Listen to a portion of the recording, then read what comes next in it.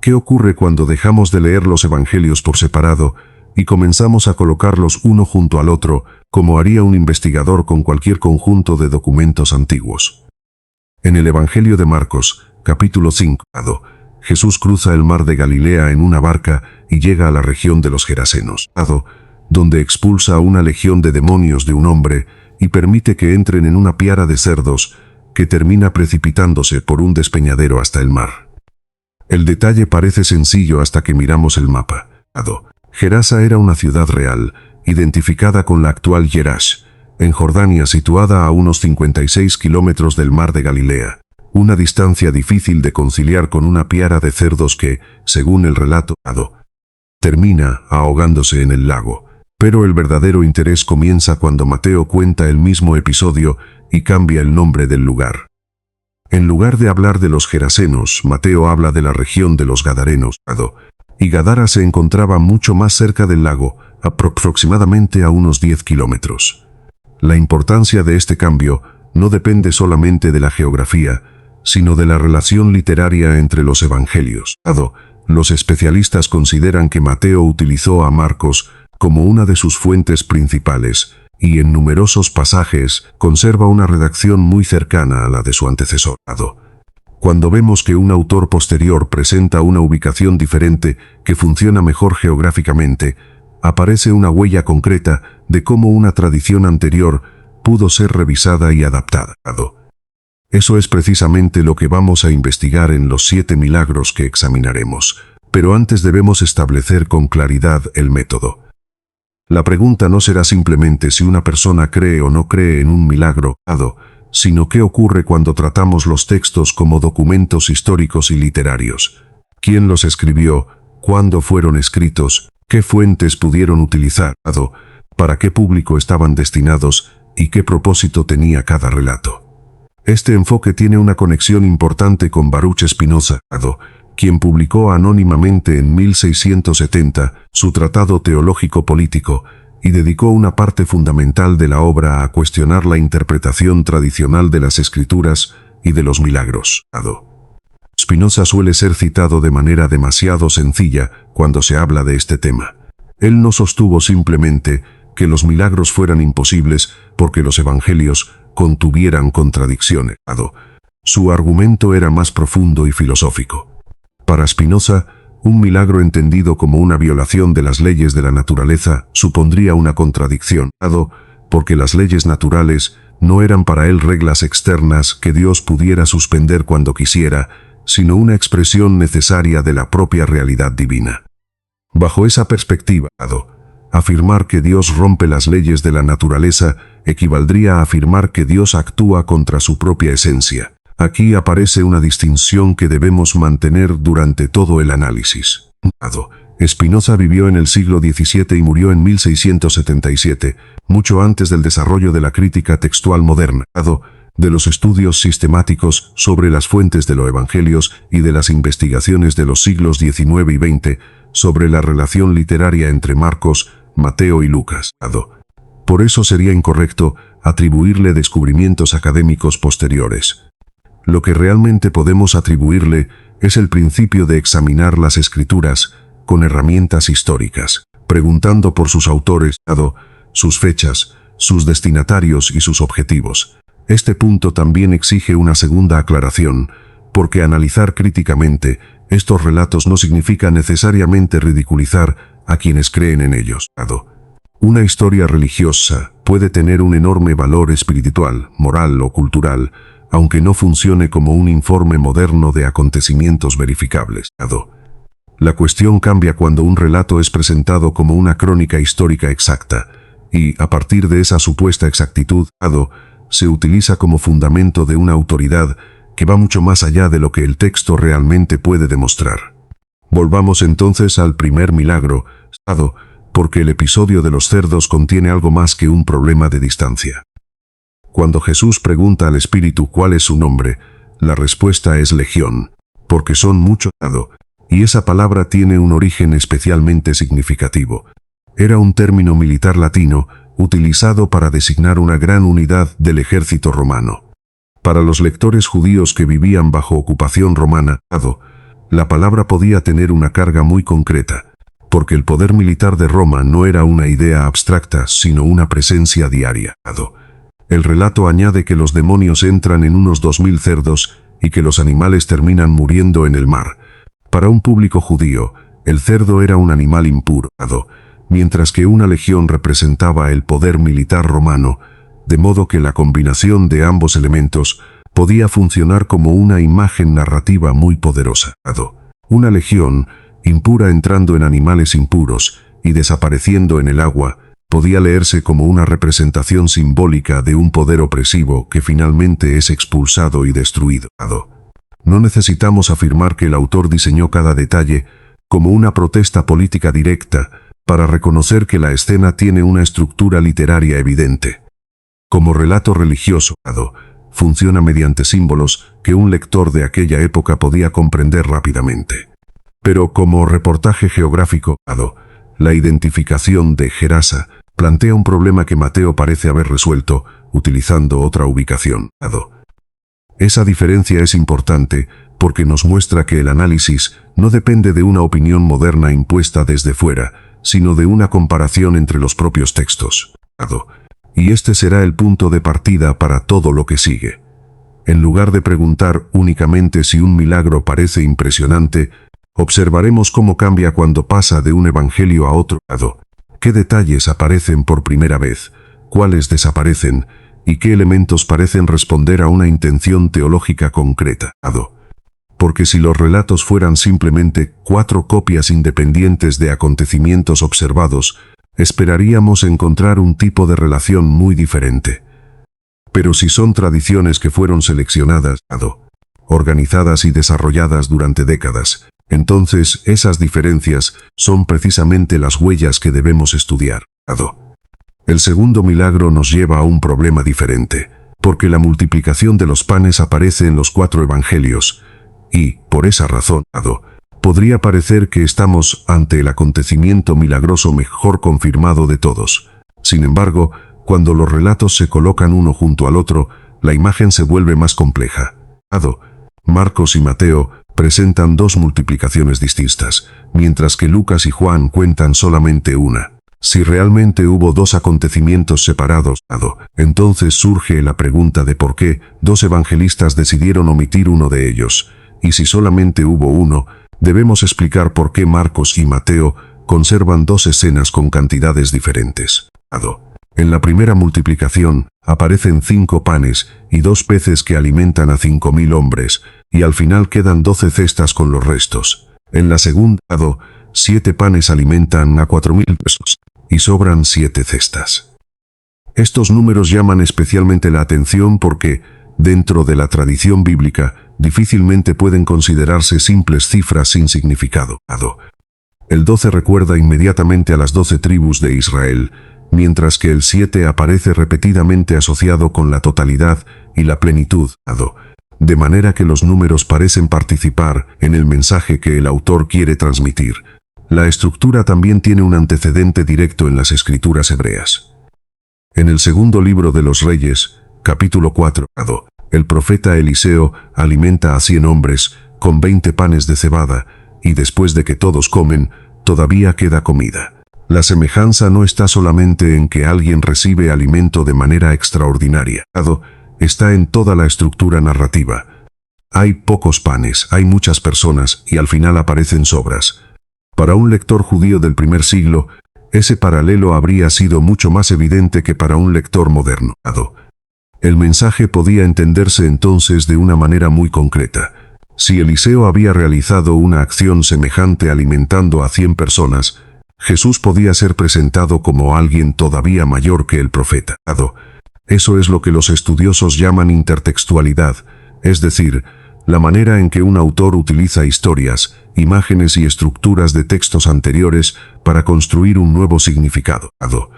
No se trata necesariamente de engaño, porque la literatura religiosa antigua podía argumentar mediante símbolos y paralelos narrativos en lugar de utilizar la forma de una explicación histórica moderna.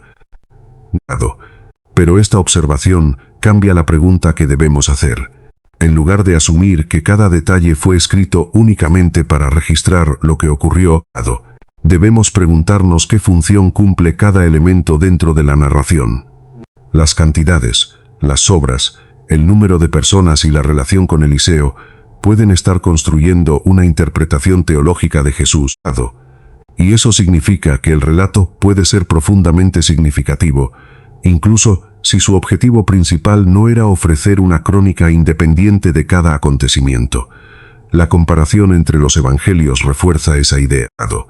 Marcos conserva 2 episodios de alimentación, y Mateo también los conserva, mientras que Lucas y Juan seleccionan solamente uno.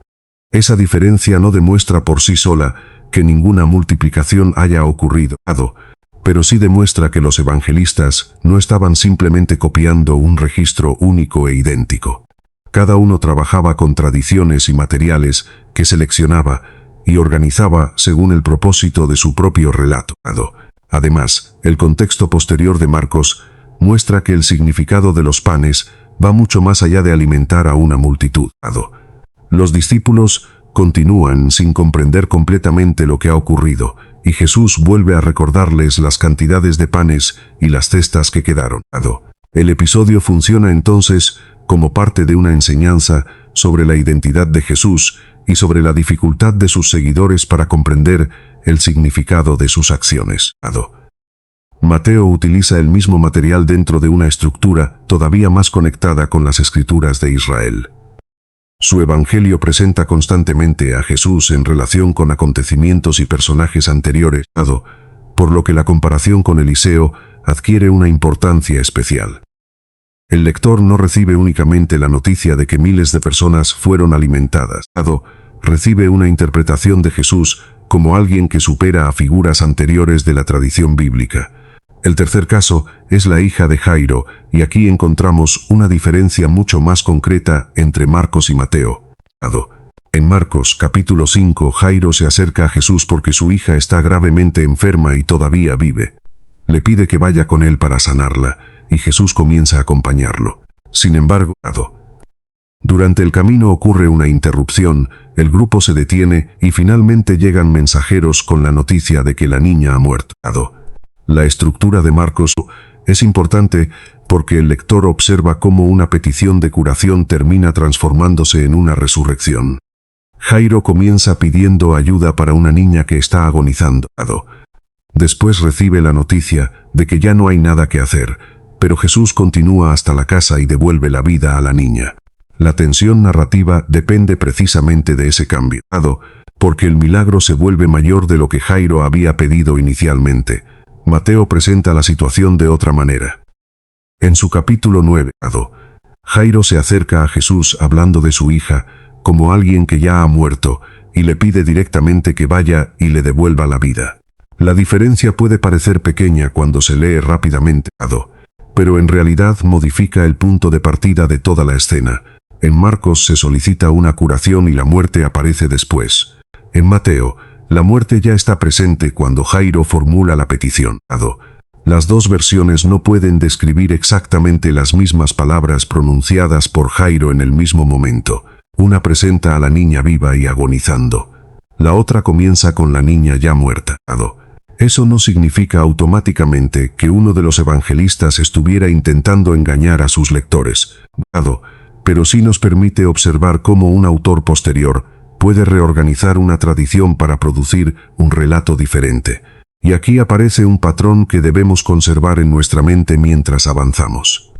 Marcos, generalmente considerado el evangelio más antiguo de los 4, conserva una secuencia más larga y gradual. Enfermedad, petición, interrupción, noticia de la muerte y finalmente resurrección. Mateo simplifica esa secuencia y coloca la muerte desde el principio, haciendo que el milagro sea más directo.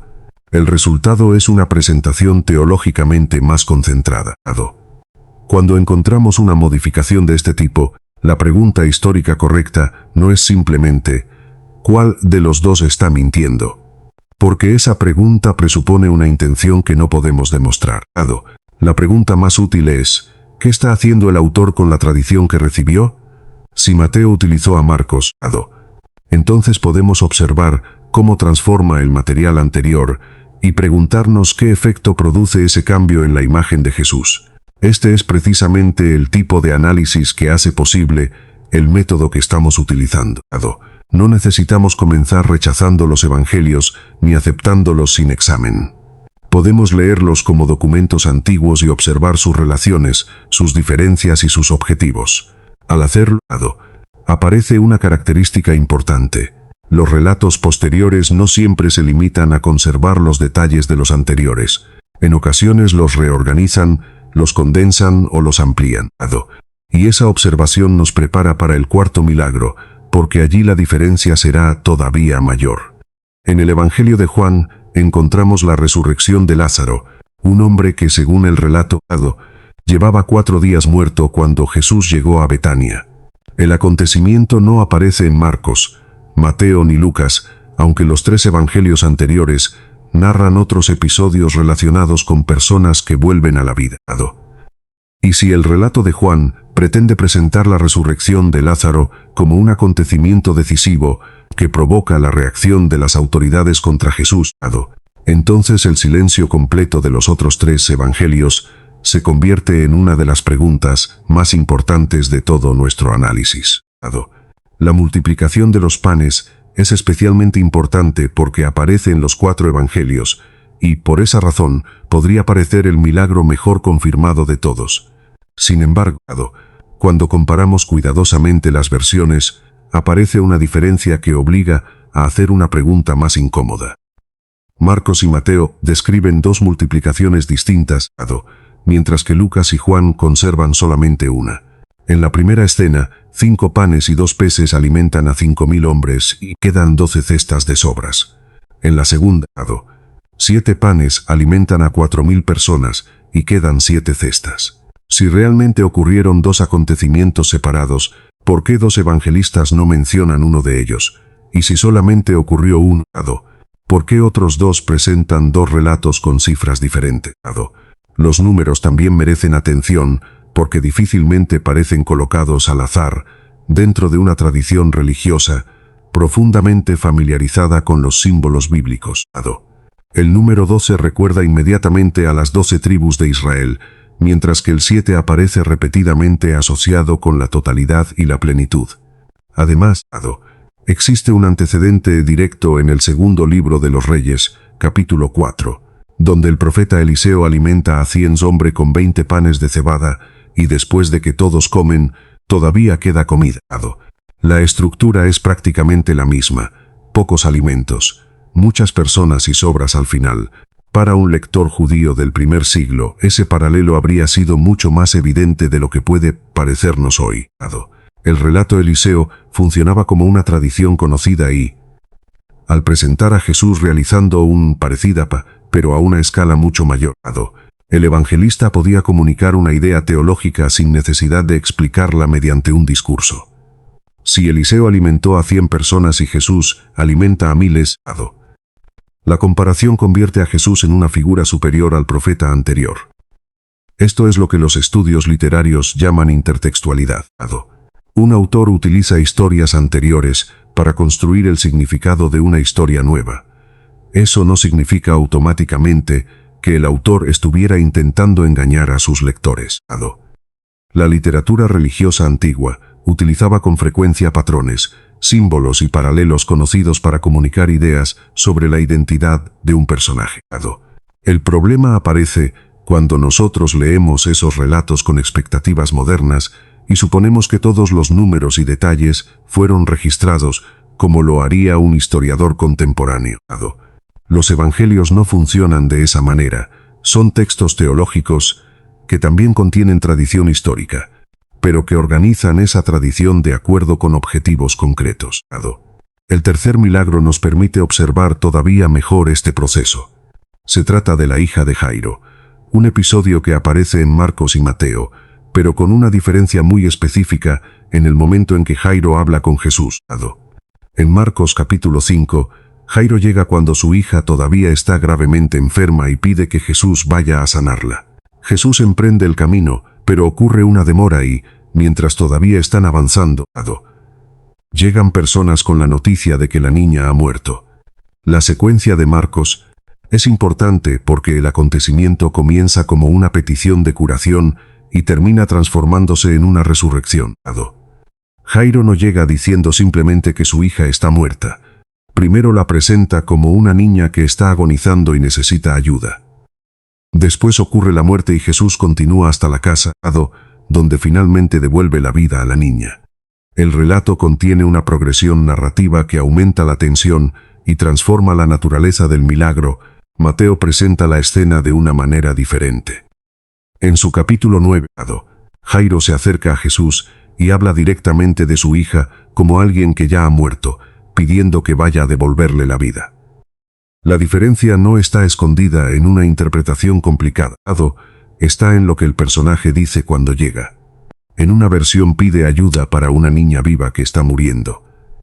En la otra habla desde el principio de una niña que ya ha muerto. Las dos versiones no pueden describir exactamente la misma conversación en el mismo momento. Esto no demuestra por sí solo que Mateo estuviera inventando deliberadamente el acontecimiento, pero sí demuestra que el evangelista no trató la tradición anterior como un texto que debía conservar palabra por palabra.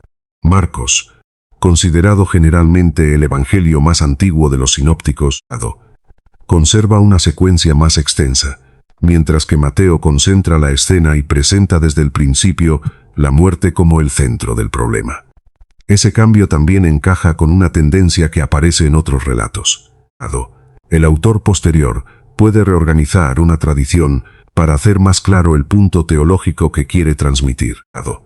La versión de Marcos permite que el lector experimente el paso de una enfermedad a una muerte inesperada y después a una recuperación de la vida. Mateo elimina parte de ese recorrido y convierte la petición inicial en una solicitud directamente relacionada con la resurrección. El milagro queda más definido desde el primer momento. Ahora llegamos al cuarto caso, y aquí la diferencia es todavía más grande, porque ya no estamos comparando dos versiones del mismo episodio. Estamos frente a un milagro extraordinario que aparece en un evangelio y desaparece por completo de los otros tres. El Evangelio de Juan, en su capítulo 11, cuenta que Jesús resucita a Lázaro después de que éste lleva 4 días muerto. El escenario es Betania, muy cerca de Jerusalén, y el relato presenta a numerosos testigos y una reacción de las autoridades que, según Juan, contribuye directamente a la decisión de eliminar a Jesús. La magnitud del episodio hace que el silencio de Mateo, Marcos y Lucas resulte llamativo. Los 3 evangelios sinópticos son anteriores a Juan, y los 3 contienen otros relatos de resurrecciones o restauraciones de vida. Marcos y Mateo cuentan la historia de la hija de Jairo, mientras que Lucas presenta también otros episodios relacionados con la muerte y la vida. Sin embargo, ninguno menciona a Lázaro, un hombre que, según Juan, había permanecido muerto durante 4 días, y cuya resurrección habría ocurrido cerca de Jerusalén. La pregunta es inevitable, si este acontecimiento tuvo lugar exactamente como Juan lo describe y fue tan decisivo para la condena de Jesús, ¿por qué los otros 3 evangelistas no lo utilizan? No existe una respuesta que pueda demostrarse con absoluta certeza. Podemos proponer explicaciones, pero debemos distinguir entre lo que el texto demuestra y lo que los investigadores infieren a partir de él. Una explicación ampliamente discutida es que la historia de Lázaro adquirió su forma dentro de la comunidad que produjo el Evangelio de Juan.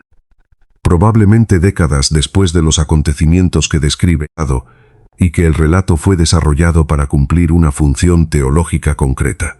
El propio capítulo revela esa función cuando Jesús pronuncia una declaración central sobre sí mismo.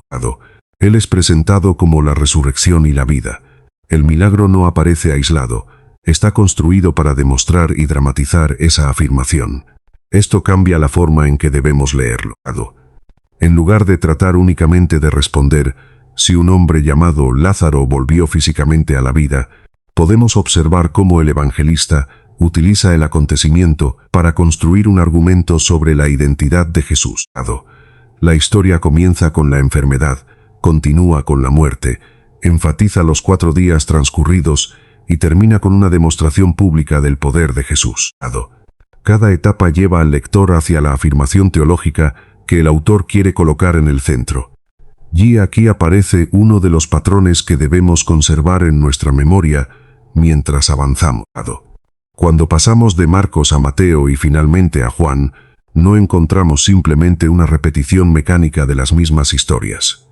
Encontramos autores que seleccionan, reorganizan y desarrollan tradiciones de maneras diferentes. En algunos casos corrigen un detalle, en otros cambian la forma de una conversación y, en el caso de Lázaro, un evangelio posterior presenta un milagro extraordinario que los anteriores no mencionan. El siguiente caso nos llevará de la tierra al mar y mostrará otro tipo de crecimiento narrativo. 3 evangelios cuentan que Jesús camina sobre las aguas durante una tormenta nocturna, pero solamente uno añade a otro personaje caminando hacia él, hundiéndose y recibiendo una lección sobre la fe. Ese personaje es Pedro, y su aparición transforma una escena sobre el poder de Jesús en una enseñanza directa sobre la duda, el miedo y la confianza. Es precisamente en ese añadido donde podremos observar cómo un relato puede adquirir una nueva función doctrinal sin necesidad de cambiar completamente su estructura original. El sexto milagro que debemos examinar es la transfiguración, un episodio que aparece en Mateo, Marcos y Lucas, sí que presenta a Jesús subiendo a un monte acompañado por Pedro, Santiago y Juan. Allí, según los 3 relatos, su apariencia cambia de manera extraordinaria, sus ropas se vuelven resplandecientes y aparecen Moisés y Elías conversando con él, mientras una voz procedente de una nube declara que Jesús es el Hijo amado. Cuando observamos la escena, desde el contexto de las escrituras judías, cada uno de estos elementos adquiere una función concreta y difícilmente parece colocado al azar. El monte recuerda inmediatamente las escenas fundamentales de Moisés, especialmente el momento en que recibió la ley, mientras que la nube representa en numerosos pasajes bíblicos la manifestación de la presencia divina. Moisés puede representar la ley y Elías a los profetas, de manera que la escena puede leerse como una afirmación visual sobre la posición de Jesús frente a esas 2 grandes partes de la tradición religiosa de Israel. El relato no necesita explicar todo esto mediante un discurso filosófico, porque lo comunica mediante imágenes que un lector familiarizado con las escrituras podía reconocer. Pero existe un detalle narrativo especialmente interesante. Después de presenciar la escena, Jesús ordena a los 3 discípulos que no cuenten a nadie lo que han visto hasta después de su resurrección. Esta instrucción cumple una función importante dentro del relato porque permite explicar por qué un acontecimiento tan extraordinario no aparece como un tema público durante el resto del ministerio de Jesús. Los testigos están presentes, pero reciben la orden de guardar silencio, y eso crea dentro de la propia narración una explicación para la ausencia de este episodio en otras fuentes. El detalle se vuelve todavía más interesante cuando recordamos que las cartas de Pablo son anteriores a los evangelios y constituyen algunos de los textos cristianos más antiguos que conservamos.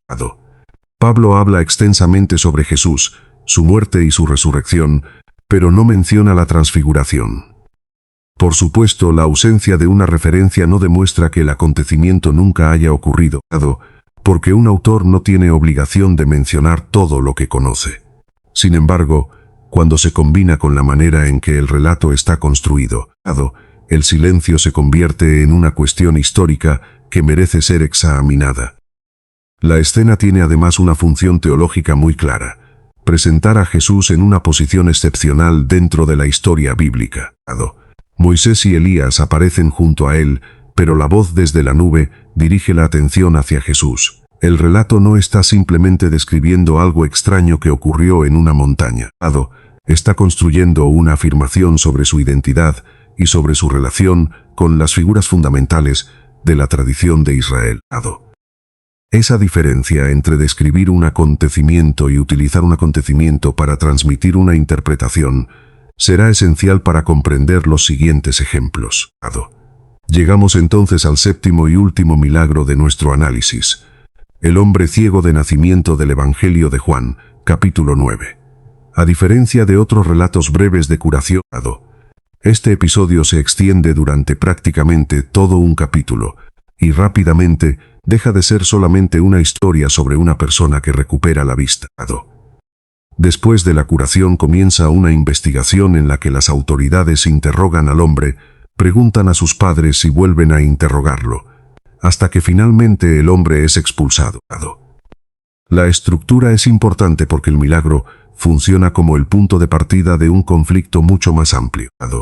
Los padres son llamados para confirmar si aquel hombre realmente había nacido ciego y responden con cautela, porque, según el propio relato, temen las consecuencias de reconocer públicamente a Jesús como Mesías. El capítulo convierte una curación física en una discusión sobre identidad, autoridad, fe y pertenencia religiosa. Aquí debemos tener especial cuidado con una afirmación que suele repetirse de manera demasiado segura.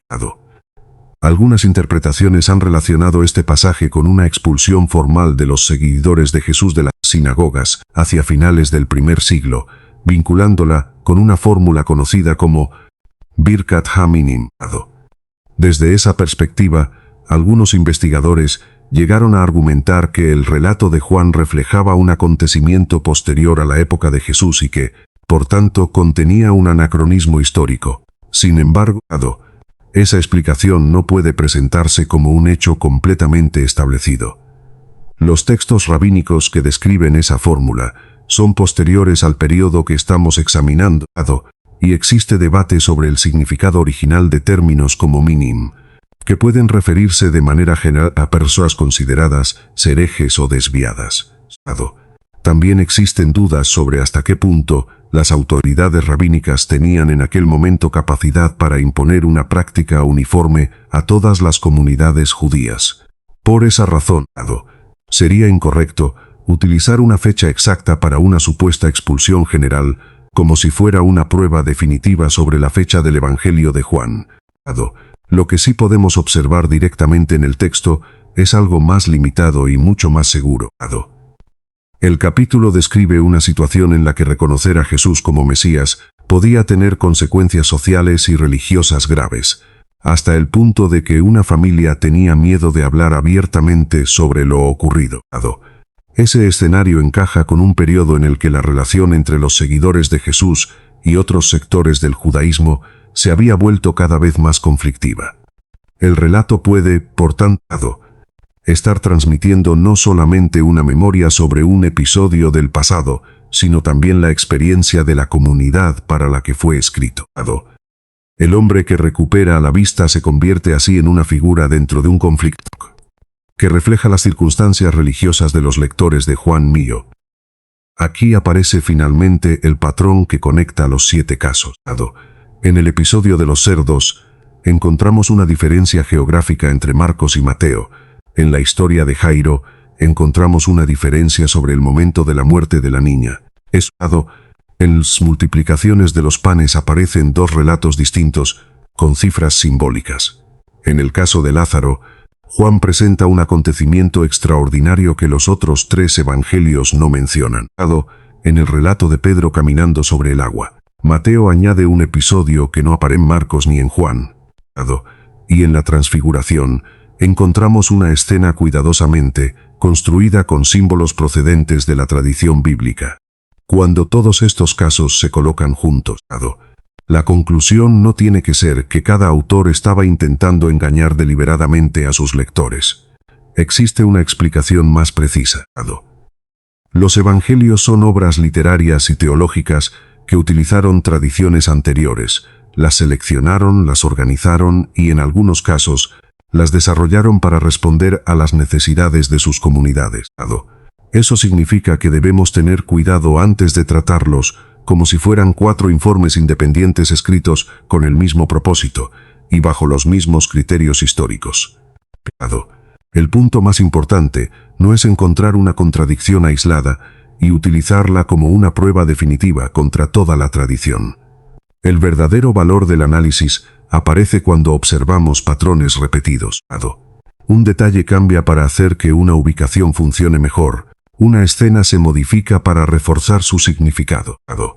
Un episodio aparece únicamente en una tradición posterior, y ciertos relatos adquieren una estructura cada vez más claramente orientada hacia una enseñanza teológica.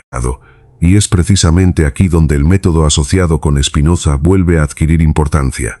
Para él, estudiar las escrituras exigía distinguir entre lo que el texto afirma y las conclusiones que nosotros queremos sacar de él. Antes de aceptar una explicación sobrenatural, debemos preguntar qué tipo de texto estamos leyendo, cómo fue transmitido y qué podemos demostrar realmente a partir de sus propias palabras. Esa disciplina intelectual no obliga a nadie a abandonar su fe, pero sí impide convertir una interpretación en un hecho, simplemente porque ha sido repetida durante generaciones. Y con esto, llegamos al punto central de toda la investigación. Cuando colocamos los 7 relatos en orden y observamos no solamente lo que cuentan, sino también cómo cambian de un evangelio a otro, aparece un patrón que merece ser tomado en serio. Marcos, considerado generalmente el evangelio más antiguo, presenta el episodio de los cerdos asociado con una ubicación geográficamente problemática. Mateo, que aparece posteriormente, utiliza una ubicación diferente que resulta más cercana al lago. En la historia de Jairo ocurre algo parecido. Marcos presenta a un padre que pide ayuda para una niña gravemente enferma y que solamente después recibe la noticia de su muerte. Mientras que Mateo presenta desde el principio la situación como una petición relacionada con una hija que ya ha muerto. No estamos hablando simplemente de diferencias de estilo, sino de cambios en la manera en que cada autor organiza y presenta el mismo material. El mismo fenómeno aparece cuando observamos el relato de Jesús caminando sobre el agua. Marcos cuenta que Jesús camina sobre el mar durante la tormenta, pero no incluye el episodio de Pedro intentando hacer lo mismo. Mateo conserva la escena principal y añade a Pedro caminando hacia Jesús, perdiendo la confianza y comenzando a hundirse. El detalle adicional no es decorativo, encaja perfectamente con uno de los temas repetidos del Evangelio de Mateo, la relación entre la fe y la duda. La tormenta representa la dificultad, el agua representa el peligro, y la mano de Jesús que sostiene a Pedro se convierte en una imagen concreta de la confianza que el discípulo debe mantener. La escena funciona como una enseñanza, y precisamente por eso resulta importante observar que ese elemento no aparece en las versiones anteriores. Después está Lázaro, y aquí encontramos uno de los silencios más llamativos. El Evangelio de Juan presenta a un hombre que lleva 4 días muerto y que vuelve a la vida frente a testigos en Betania, cerca de Jerusalén. El propio relato convierte este acontecimiento en un momento decisivo para la historia de Jesús, porque las autoridades reaccionan ante el impacto del milagro y consideran necesario actuar contra él. Sin embargo, Mateo, Marcos y Lucas no mencionan a Lázaro en absoluto. Los 3 conocen y cuentan otros episodios de personas devueltas a la vida, pero ninguno conserva esta historia concreta. Ese silencio no demuestra por sí mismo que el acontecimiento jamás ocurrió, pero sí plantea una pregunta histórica legítima. ¿Por qué un episodio tan extraordinario, tan cercano a Jerusalén y presentado por Juan como decisivo, no aparece en los otros 3 evangelios?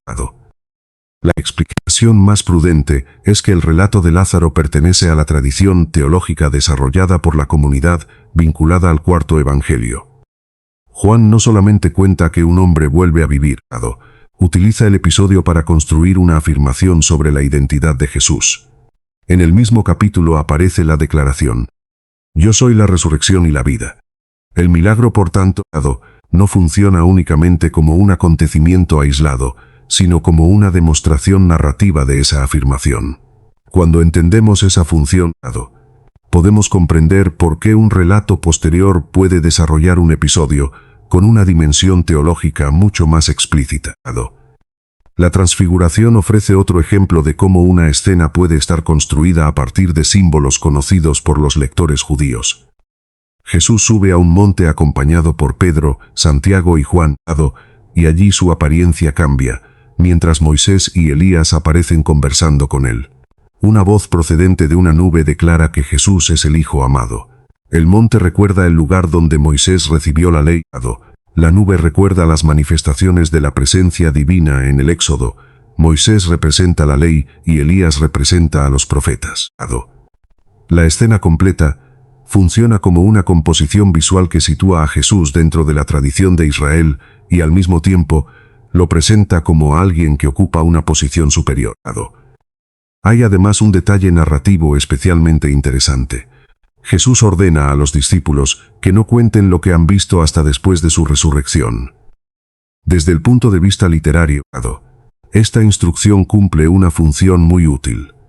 Permite explicar por qué un acontecimiento tan extraordinario no aparece mencionado durante el resto del ministerio público de Jesús, ni en las cartas de Pablo, que son anteriores a los evangelios y constituyen algunos de los textos cristianos más antiguos que conservamos. La orden de guardar silencio funciona dentro de la historia como una explicación para el silencio posterior. El último ejemplo, el hombre ciego de nacimiento en Juan capítulo 9, muestra todavía con mayor claridad cómo un relato puede reflejar el conflicto de la comunidad que lo transmite. Después de la curación, la historia deja de ser simplemente un milagro y se convierte en un interrogatorio. Las autoridades cuestionan al hombre, llaman a sus padres, vuelven a interrogarlo y finalmente el hombre termina siendo expulsado. Sus padres, según el relato, tienen miedo de reconocer públicamente a Jesús como Mesías porque temen las consecuencias. No necesitamos utilizar teorías demasiado específicas sobre una fecha exacta de expulsión de los cristianos de las sinagogas para reconocer el punto principal. El capítulo refleja una situación de tensión entre seguidores de Jesús y sectores de la comunidad judía que encaja especialmente bien con el contexto en el que el Evangelio de Juan fue producido. Y aquí debemos ser cuidadosos con una afirmación que a veces se presenta como si fuera un hecho completamente establecido. Se ha propuesto que una fórmula rabínica conocida como Birkat Aminim representó una expulsión formal de los cristianos de las sinagogas alrededor de finales del primer siglo, pero la evidencia sobre su fecha, significado original y aplicación concreta sigue siendo discutida. Por eso no necesitamos convertir una teoría debatida en una prueba definitiva. Basta con observar que el Evangelio de Juan refleja una comunidad que experimentaba una separación religiosa y social real, y que esa experiencia parece influir en la manera en que el autor cuenta acontecimientos situados en el pasado. Cuando reunimos todos estos ejemplos, la conclusión más razonable no es que cada evangelista estuviera simplemente inventando historias sin ninguna relación con la realidad. La conclusión es más precisa. Los evangelios muestran señales de tradición, selección, adaptación y desarrollo literario. Los autores utilizaron materiales anteriores, conservaron algunos episodios, omitieron otros y añadieron detalles que reforzaban los temas que querían transmitir. Eso significa que debemos tener cuidado antes de tratar cada detalle como si fuera una grabación literal de un acontecimiento observado. Aquí es donde el argumento filosófico de Spinoza vuelve a entrar en escena. Incluso si aceptáramos que un determinado milagro fue narrado de manera perfectamente coherente en todos los textos, para Spinoza eso todavía no convertiría automáticamente el milagro en una prueba de autoridad divina. Si las leyes de la naturaleza expresan el orden necesario de la realidad, entonces un supuesto acontecimiento que las contradice no debería convertirse inmediatamente en evidencia de una intervención sobrenatural. La primera obligación del investigador sería intentar comprender qué ocurrió realmente y si existe una explicación natural que todavía no conocemos, pero debemos evitar una conclusión que la evidencia no permite.